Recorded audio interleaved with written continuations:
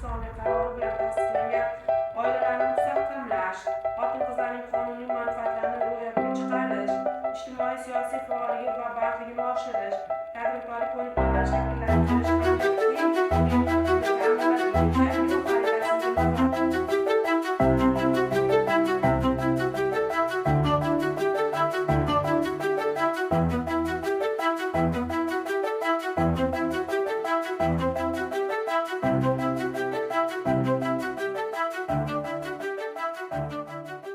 o'qiganman.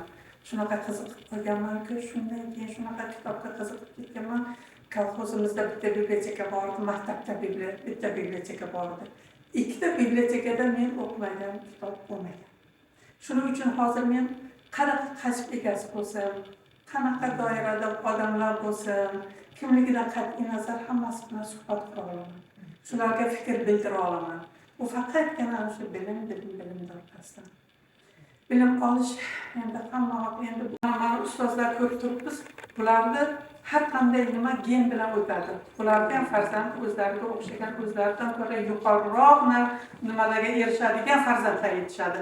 Sizlar ham shunga harakat qilishlaring kerak, shunday bo'lishlaring kerak. Halitdan maqsad qo'yinglar. Men maktabni bitirsam, mana shu student bo'laman deb tasavvur ko'p. O'zi student bo'lasan, albatta.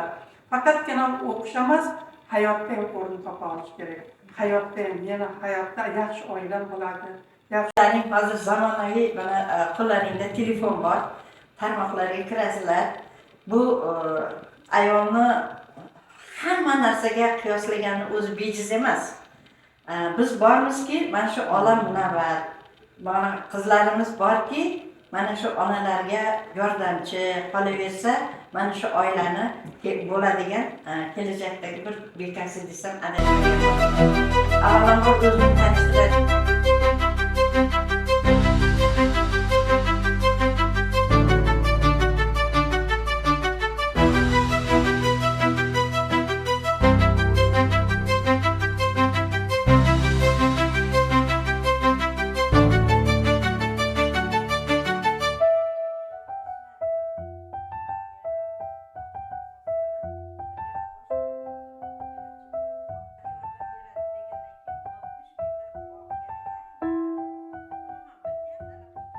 Sentiner paxta olib, viloyatga birinchi marta so'zga chiqqanman. Meni eng yosh, boyagi mana bunday yosh edim, hali farzandim yo'q, yosh kelinchak bo'lganman, do'ppi kiyib, sochim maydalab, atlas ko'ylakda yurardim.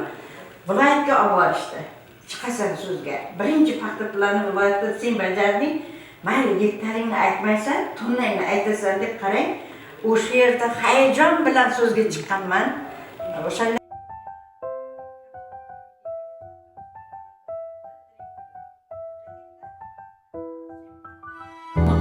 yo'llariga qaratdi.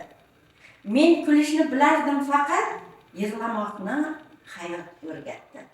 Kimlar ortda qildi g'iybatim, kimlar meni qildi muhokam, lekin men unga yaxshi so'z bilan javob berdim mukammal. Omad dedim, Alloh qo'lladi. Nomardlarga muhtoj qilmadi. Men dunyo deb yugurganim yo'q, dunyo o'zi meni qo'lladi. Davlatimga tikkanida ko'z, nomard do'stdan burib ketdim yuz. Yo'llarimga cho'g' qazdi, lekin men o'choqqa sig'madim, afsus. Yuragimni yulib beraymi? G'am ustida kulib beraymi? Sizning sinishingiz uchun yo bir marta sinib beraymi?